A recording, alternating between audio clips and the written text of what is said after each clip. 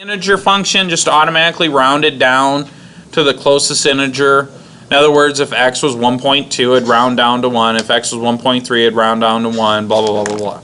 Now we're just going to take that and divide it by x. So we're going to, this is going to, it's going to be interesting to see. So let's graph it first. So we're going to come in here. You go to second catalog, and then to get to the i's, it is it the x squared button? Yeah. Then you just scroll down till you get to int. There it is. And plug in x, close my parentheses, divide by x, and let's see what we got. Graph it. Goofy. And so what we want to look at, let's graph this on the paper. There's some, well, x can equal 0, right? We all know that. Yeah. Right? So we've really got a vertical asymptote on the y-axis because x can equal 0.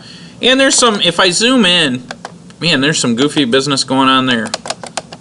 Let's look at this. Alright, there's some goofy business going on, but it looks kind of like maybe, it looks maybe like, it looks like a step function. I'm going to zoom in a little more to kind of get a better, well, let me just set the window. I'm going to go from -5 to 5, and let's see what that looks like. Yeah. So this function looks really goofy right here. It looks like a step function still, but it's weird. Okay. But if I hit trace,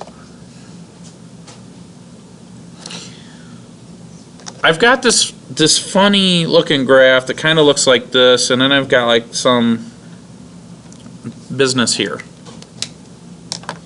Well, this is telling me to look at this function as it approaches 0 from negative infinity. So that means I want to study this behavior here and see what I get. So what I could do is if I just hit trace and I come from negative infinity, which means I start from the left and go towards the right, it does some goofy stuff. It like goes up and down, and then it looks like it might approach infinity. Right? Yeah. It looks like it might.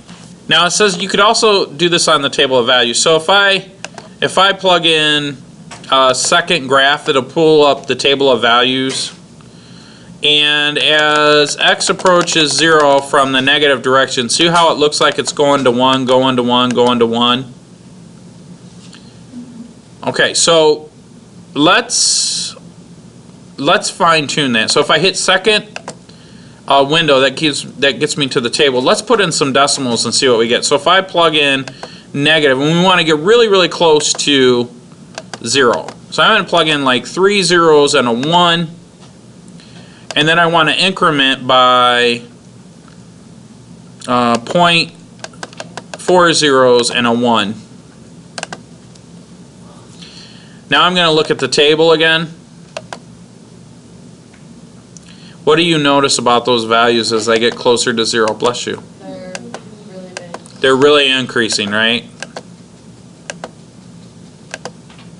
In fact, right before I get to 0, it gets really big.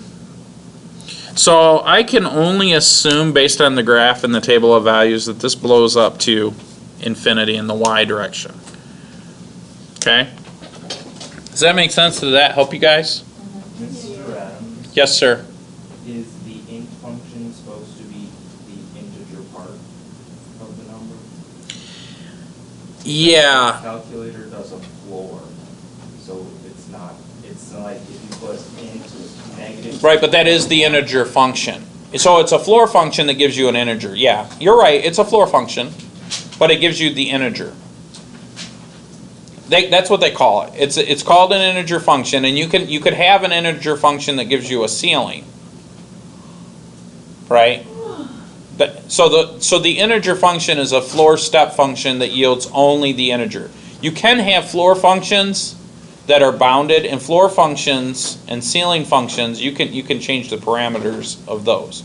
But the integer function does give you the floor integer. So we could, yeah, if we were to plug in a floor function, it's the same as the integer function, right?